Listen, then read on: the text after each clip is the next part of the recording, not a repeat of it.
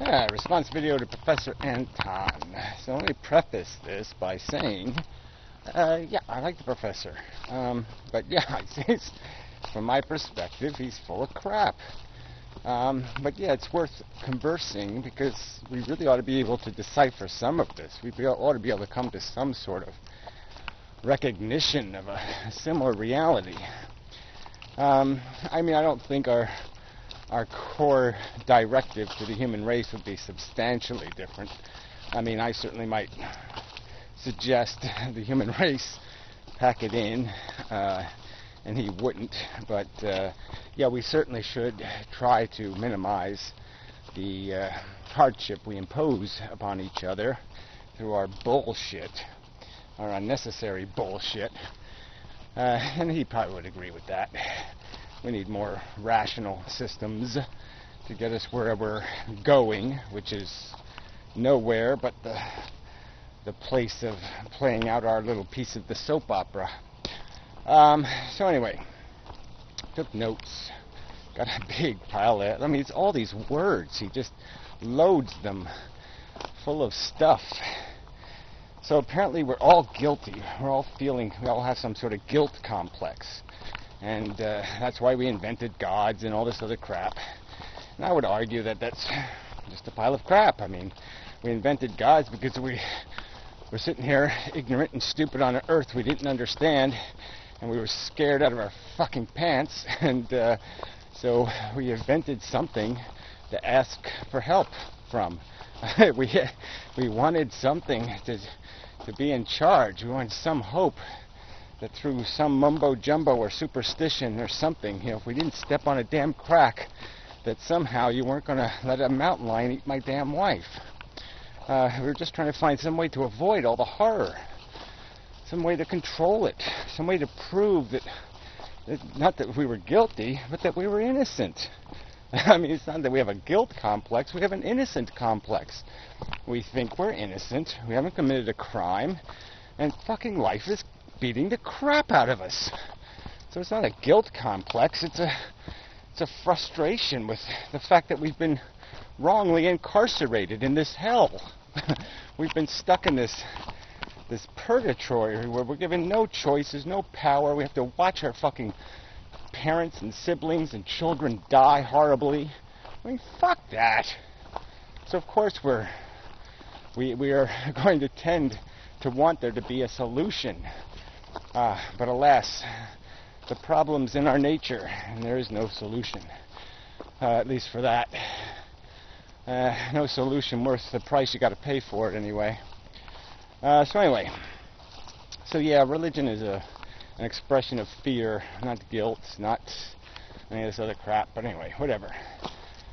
Alright, so I rewatched the video where you're talking about Watts, and I still don't entirely get your disagreement. You say, I agree with 99.9% of what he says, except I don't agree with, and I guess the difference is you think Watts was, just sit back, get a seat in the stands, and watch the carnage, where you would say, well, you might as well make the best of it, damn it, a little bit of effort, and we can at least get this thing on the road. It doesn't have to, we don't have to make it, it can be better than it is. It doesn't have to be shit, even though the fact is we can't undo the eternitude of it all.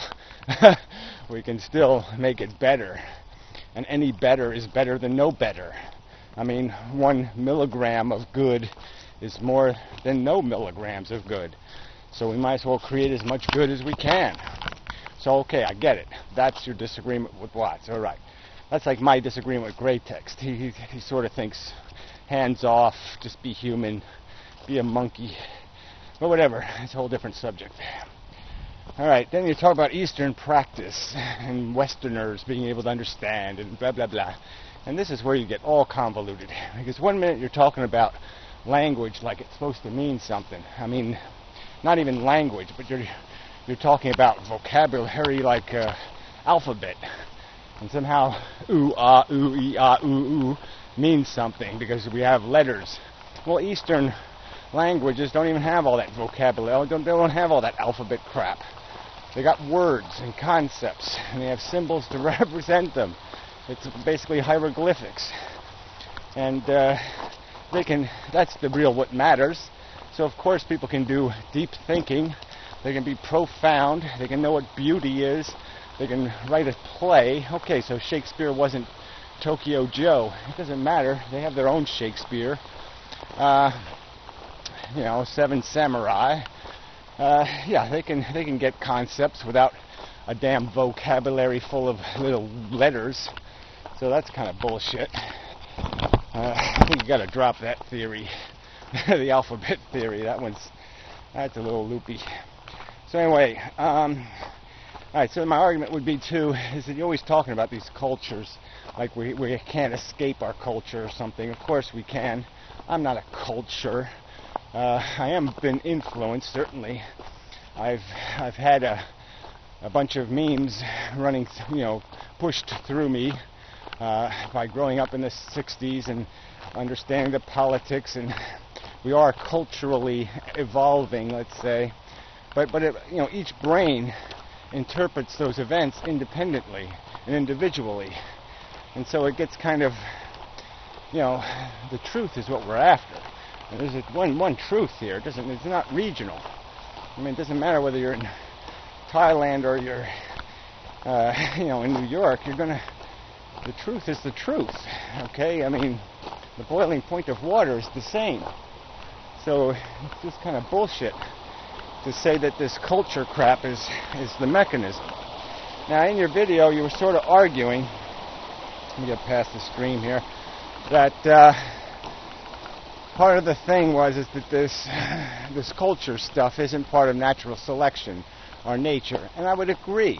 Okay, I've made that point. I'm all for the Dawkins concept of memes, and the evolution is by a different standard.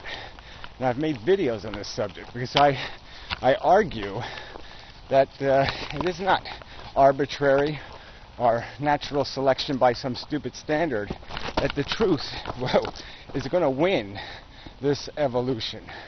This evolution is explicitly directed and it's going to be directed by discoveries of our reality. And defining the reality, any intelligence will do the same thing. I mean, they'll start off sticking sticks in holes to pull out termites, and then they'll put little bones on their arrows, and they'll go right up that technology scale and acquire more and more knowledge of how the world works.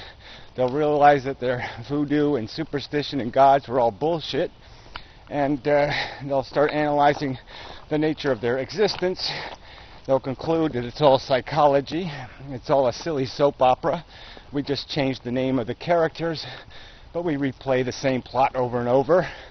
There's a famous kind of joke line, Simpsons did it, that South Park did, and it happens to every sitcom, every show. It dies. Why? Because it covers all the themes.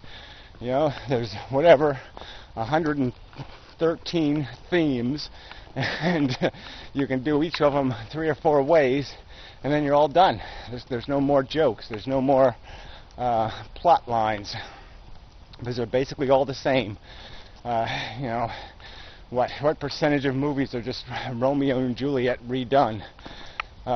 So that's all this is. This is just psychology jerking off, and you can pretend it's doing something purposeful or meaningful in terms of an accomplishment, but it's not.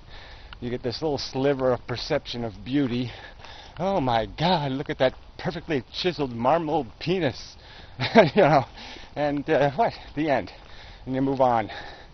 So I mean, this is just, I don't know, it just doesn't, the part of life that made us is still crude and brutal. It's still without any intelligence. The fact that we can acquire an understanding because of a mechanism we were given through natural selection.